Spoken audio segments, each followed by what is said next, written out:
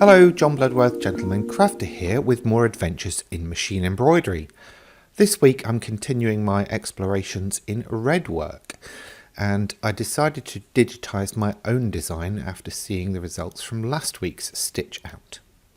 So the first thing that I'm doing is manually setting the center point and also turning off the apply closest join.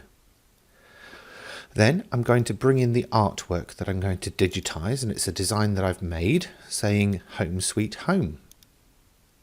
If you'd like to digitize this yourself, you can download this from my blog, gentlemancrafter.com. I'm locking it in place and then zooming in to just a section of this. Because it's a radial pattern, I can actually digitize just part of it and then use the layout features to help fill out the rest of the design. To digitize, I'm going to use the freehand open shape, choose the single run stitch and a red colour because I'm doing red work.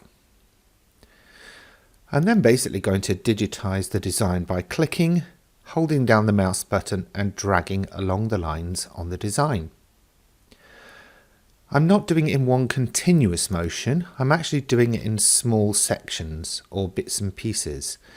When I actually use the redwork feature in Hatch Embroidery Digitizing software, what it's going to do is actually branch these things out from each other. So it's going to work out the best way to sequence them, it's going to redigitize the design and reorganize it and apply the second layer of stitching as well, which will form the dense stitching for the redwork, which is a pretty phenomenal task really when you think about it at just the click of a button. So we'll see how that works in just a minute. Now, as you can see, by doing a continuous line here, it's not necessarily followed the exact shape, but I can go back in and reshape that in a bit. The little bits here I'm actually doing as individual sections, but as I say, this doesn't matter because I'm going to be using the redwork feature. I could also use the branching feature as well if I'm not going to do redwork, but because I am, I can. I'm zoomed into 1000% here. Generally 500% is good for digitizing, but at this scale I can see the detail of the design underneath and really get an idea of how every stitch is working in the design. And you can see over in the sequence tab on the right that each of the individual line elements has started being added to the sequence. I'll show you that again later after we've applied the redwork feature, because that will change.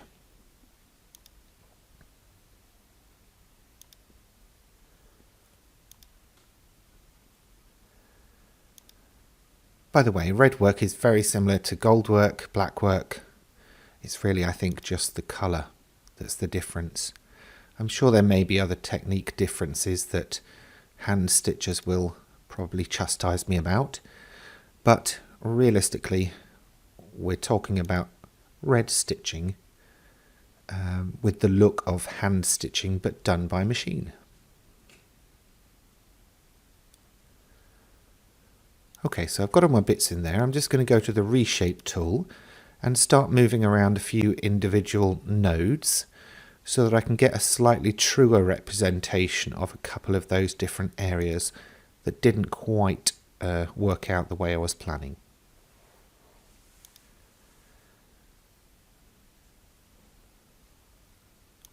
So first the leaf and then the petal. Okay, so that's my design, I believe, overall, which is fine.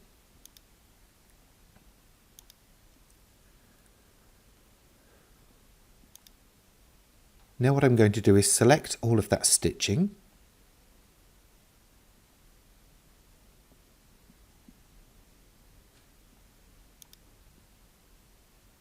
And then from the Layouts tab, I'm first going to mirror copy horizontal. So I'm just mirroring that one piece first of all, and that will then also merge them if they overlap, which I wanted.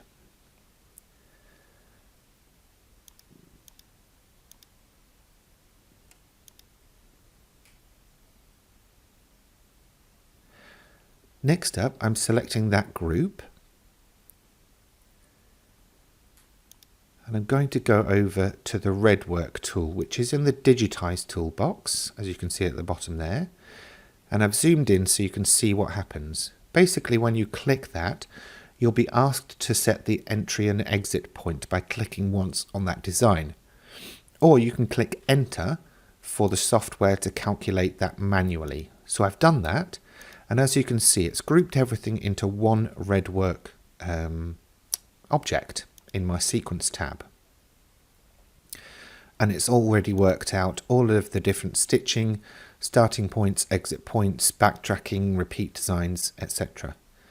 So what I can do now is go over to the Layouts toolbox, choose the Circular Layout tool, set the number of repetitions to 6, find the center point and left click.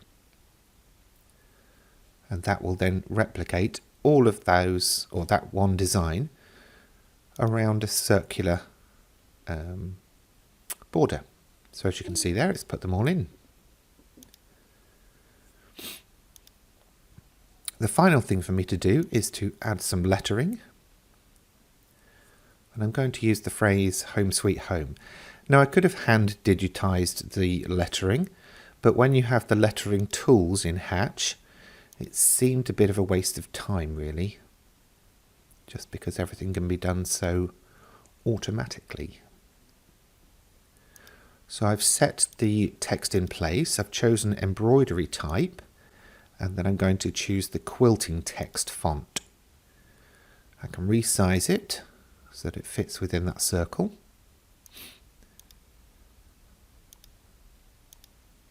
I'm going to group all of those border elements together by selecting them all and pressing Ctrl and G. That means that I can select the group and the text and then align them using the Align and Space tools from the right-click context menu. Next up, unlock the image and delete it, and then I'm basically left with my design.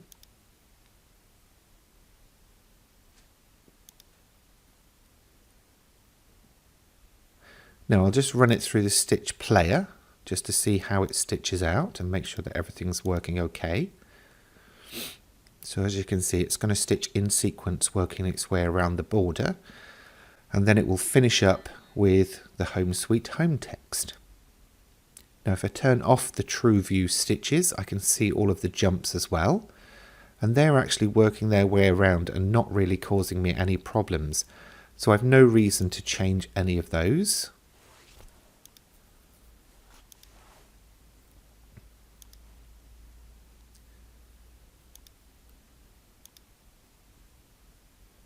And now basically I would save the design as the EMB file format and also export it as a PES file for my brother machine and then stitch it out. And this is the result. And I remember to change my bobbin colour this week as well. Okay, don't forget to go to the blog gentlemancrafted.com to download the stitch file and the design file if you'd like to give this a go yourself. In the meantime, thanks for watching.